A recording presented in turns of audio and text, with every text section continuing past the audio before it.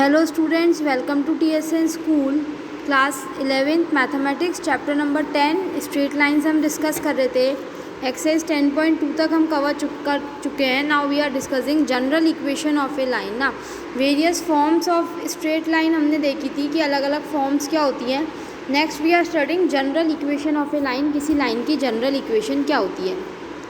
In earlier classes, we have studied general equation of first degree in two variables ax plus by plus c equals to 0।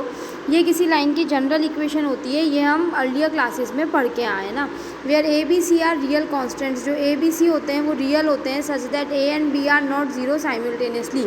ए और B दोनों एक साथ zero नहीं होने चाहिए। Graph of the equation A X plus B Y plus C is equals to zero is always a straight line. ये जो line है इसका ग्राफ हमेशा कैसा आता है, straight line. Therefore any equation of the form A X plus B Y plus C is equals to zero where A and B are not zero simultaneously is called general linear equation और general equation of a line. तो A X plus B Y plus C is equals to zero, A X plus B Y plus C is equals to zero. और A और B दोनों एक साथ zero नहीं होने चाहिए ना, दोनों ज़ीरो नहीं होने चाहिए। A and B are not zero sign, क्योंकि ये दोनों ज़ीरो हो गए तो क्या बच जाएगा, सिर्फ C is equals to zero which is not possible. तो इस वजह से ए और बी दोनों एक साथ ज़ीरो नहीं होने चाहिए। ये क्या कहलाती है, जनरल इक्वेशन ऑफ लाइन और general linear equation. Now different forms of A X plus B Y plus C equals to zero देखते हैं। The general equation of a line can be reduced into various forms of the equation of a line by the following procedure. सबसे पहले होती है slope intercept form. If b is not equal to zero, अगर b zero के बराबर नहीं है तो मैंने पूरी इक्वेशन को b से डिवाइड कर दिया, तो मैं इसको क्या लिख सकती हूँ, y is equals to M X plus C, जहाँ पे m कितना हो जाएगा माइनस ए अपॉन बी और c कितना हो जाएगा माइनस का c upon B. We know that equation 1 is the slope intercept form of the equation of a line whose slope is minus a upon b and y intercept is minus c upon b। और अगर b zero है, अगर यहाँ पे b zero हो जाता है तो मेरा a x प्लस सी बराबर ज़ीरो, तो मेरा x कितना हो जाएगा माइनस का c upon a which is a vertical line whose slope is undefined and x intercept कितना हो गया माइनस c अपॉन a। इसी तरह से अपन देखते हैं इंटरसेप्ट फॉर्म। अगर c ज़ीरो के इक्वल नहीं है then A X plus B Y equals to C, क्या करूँगी मैं, पूरे को c से डिवाइड कर देती हूँ। तो x अपॉन, देखो क्या है, A X upon C plus B Y upon C plus C upon C is equals to zero. तो ए एक्स अपॉन सी है ना, इसको मैं लिख देती हूँ X upon C upon A, क्योंकि ए ऊपर चला जाएगा, plus B upon C upon B small B is equals to C upon C minus one. ये माइनस वन यहाँ पे आ रहा है ना, मैं क्या करती हूँ, इस पूरी इक्वेशन को माइनस वन से अगर मैं डिवाइड कर देती हूँ तो ये कितना हो जाएगा, X upon minus C upon A plus Y upon minus C upon B is equals to one. Clear है।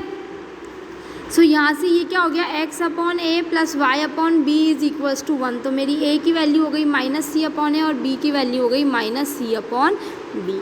तो ये क्या हो गई हमारी, if C is equals to zero, ये हमारी इंटरसेप्ट फॉर्म हो गई ना। We know that equation 2 is the intercept form of the equation of a line whose X intercept is minus C upon A और वाई इंटरसेप्ट कितना आ रहा है minus C upon B. If C is equals to zero then A X plus B Y equals plus C is equals to zero can be written as A X plus B Y equals to zero. अगर C zero हो जाता है तो ये क्या हो जाएगा, A X plus B Y equals to zero which is a line passing through the origin and therefore has zero intercept on the axis। तो ये कोई लाइन है जो कि कहाँ से पास हो रही है, ओरिजिन से, और एक्सिस पे कितने इंटरसेप्ट बना रही है, ये ज़ीरो इंटरसेप्ट बना रही है। नेक्स्ट देखते हैं हम नॉर्मल फॉर्म। नॉर्मल फॉर्म क्या कहती है, let X cos omega plus Y sine omega is equals to P with the normal form of the line represented by the equation A X plus B Y plus C is equals to zero. Thus both the equations are same and therefore, दोनों equation same है और हम क्या लिख सकते हैं, तो ये जो दोनों इक्वेशंस हैं ये सेम है, तो मैं क्या लिख सकती हूँ, ए के नीचे इसका इंटरसेप्ट लिख देती हूँ, A upon cos omega is equals to B upon sine omega is equals to minus C upon P. यानी ये जो दोनों इक्वेशंस हैं इन दोनों इक्वेशन को मैंने क्या कर लिया है, कंपेयर कर लिया है। तो कॉस ओमेगा कितना हो जाएगा minus A P upon C, sine omega कितना हो जाएगा minus B P upon C. तो sine square omega plus cos square omega कितना हो जाएगा minus A P upon C का square plus minus B P upon C का whole square बराबर 1। या फिर पी स्क्वायर कितना हो जाएगा, यहाँ से अगर मैं पी स्क्वायर की वैल्यू निकालती हूँ तो पी स्क्वायर मेरा कितना हो जाएगा स्टूडेंट्स सी स्क्वायर अपॉन ए स्क्वायर प्लस बी स्क्वायर, क्योंकि इन दोनों में पी स्क्वायर कॉमन आएगा, इन दोनों से पी स्क्वायर कॉमन लिया, ये हो गया A square upon C square plus B square upon C square is equals to 1। तो मेरा यहाँ से कॉस ओमेगा पी स्क्वायर कितना हो गया 1, सी स्क्वायर, यहाँ पे सी स्क्वायर क्रॉस मल्टीप्लाई में वहाँ चला जाएगा सी स्क्वायर अपॉन ए स्क्वायर प्लस बी स्क्वायर। तो ये मेरी वैल्यू हो गई पी स्क्वायर की। फिर उसके बाद पी को मैं क्या लिख सकती हूँ प्लस माइनस रूट ले लेते हैं, तो सी स्क्वायर का रूट हो जाएगा सी और A square plus B square का क्या हो जाएगा under root A square plus B square.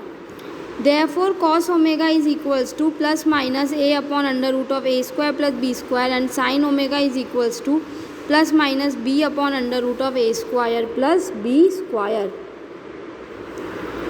Thus the normal form of the equation ax plus by plus c is equals to 0 is, जो normal form है equation की वो क्या हो जाएगी x cos omega plus y sin omega is equals to p, जहाँ पे cos omega कितना है plus minus A upon under root of A square plus B square, sine omega कितना है plus minus B upon under root of A square plus B square, और P की value कितनी है plus minus C upon under root of A square plus B square. Proper choice of sign to be made so that P should be positive, हमको P का sign इस तरह से लेना है, साइंस हमको इस तरह से चूज़ करना है कि जो पी है वो हमेशा कैसा रहना चाहिए पॉजिटिव रहना चाहिए। इक्वेशन ऑफ ए लाइन, अब इसके एग्जांपल्स देखते हैं, देखो एग्जांपल से और क्लियर होएगा हमको क्या करना है।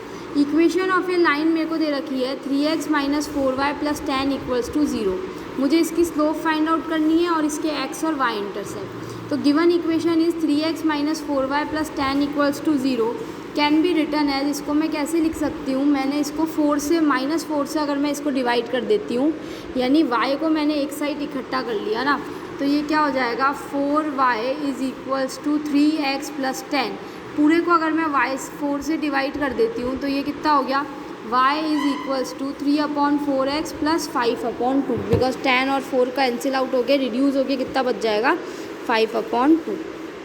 Comparing 1 with y is equals to mx plus c से अगर मैं इसको कंपेयर करती हूँ तो मेरी स्लोप m कितनी हो गई 3/4।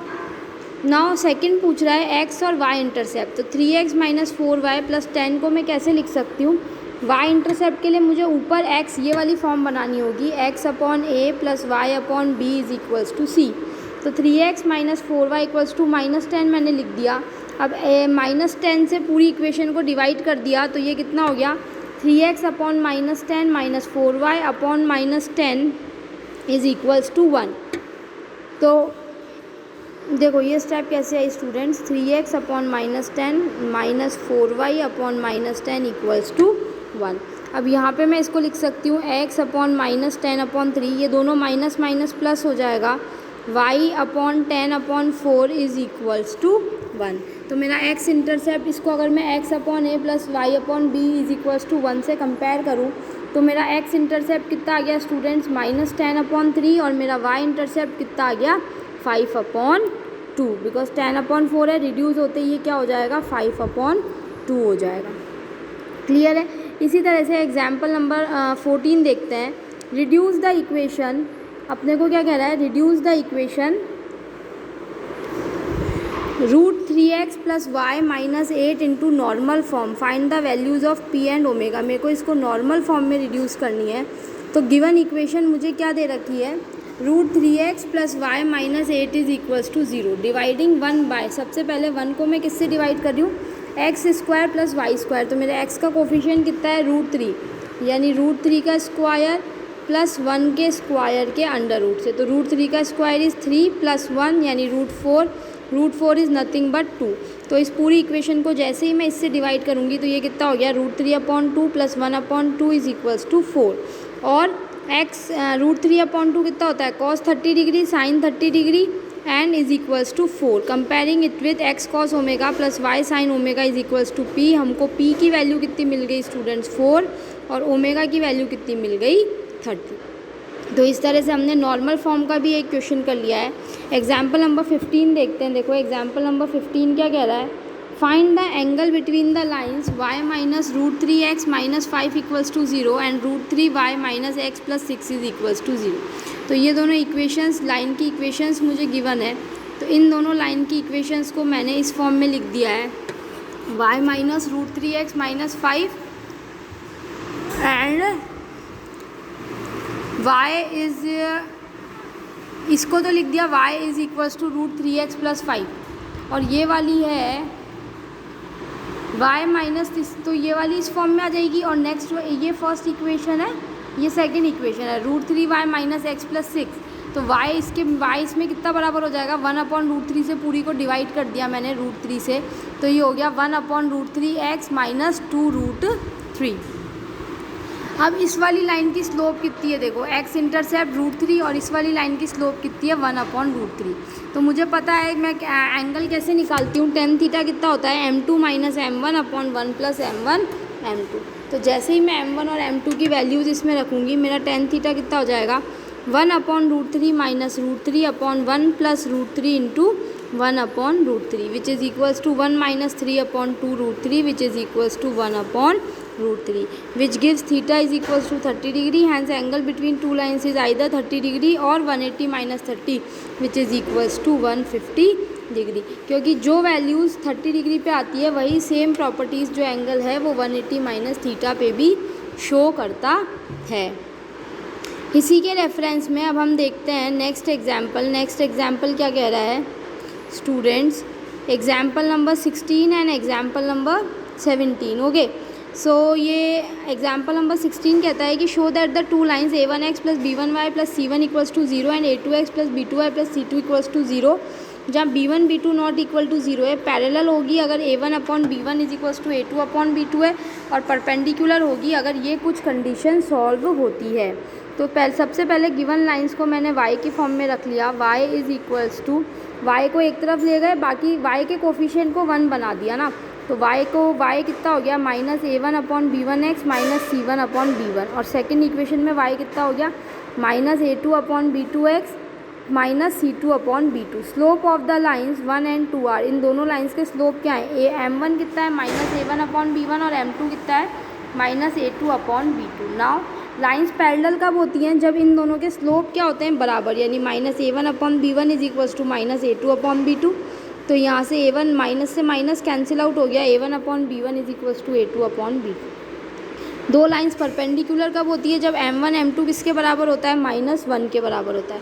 तो m1 m2 is equals to -1 यानी m1 कितना है minus a1/b1 into minus a2/b2 is equals to -1. तो माइनस से माइनस कैंसिल हो गया, ये हो गया a1/b1 into a2/b2 is equals to -1. जैसे इसको हमने क्रॉस मल्टीप्लाई कराया ये हो गया a1 a2 plus b1 b2 is equals to 0. इसी तरह से स्टूडेंट्स लास्ट एग्जाम्पल है एग्जाम्पल नंबर 17. ये क्या कह रहा है find the equation of a line perpendicular to the line x minus 2y minus 3 equals to 0 and passing through the point this. तो लाइन मेरे को ये दे रखी है, इसके परपेंडिकुलर लाइन निकालनी. तो इस लाइन को मैंने लिख दिया y is equals to 1/2x plus 3/2. इस लाइन की स्लोप कितनी हो गई 1/2. Therefore slope of the line perpendicular to line this. तो जो लाइन इसके परपेंडिकुलर होगी तो m2 क्या होगा माइनस, उस लाइन की स्लोप कितनी होगी -2. तो अब मेरे को पता चल गया m मुझे पता चल गया -2 और वो जो लाइन है वो 1, -2 से पास हो रही है. तो पॉइंट स्लोप फॉर्म से मैं इसकी इक्वेशन लिख दूंगी y minus -2 is equals to minus of 2 into x minus 1. इसका मतलब y कितना हो गया -2x. तो ये हमारी क्या हो गई रिक्वायर्ड इक्वेशन हो गई. तो अगर कोई general equation ax plus by equals to c की फॉर्म में दे रखी है तो plus c is equals to 0, तो हमको टेंशन नहीं लेनी है, हमको इसको y की टर्म्स में एक्सप्रेस करना है. जो x का कोफिशिएंट होगा वो क्या हो जाएगी हमारी स्टूडेंट्स स्लोप हो जाएगी. तो यहाँ तक आप इसको अच्छे से स्टडी कीजिए. जो इसका लास्ट पार्ट है चैप्टर का वो मैं नेक्स्ट क्लास में नेक्स्ट लेक्चर में I will discuss that part 2. Thank you student.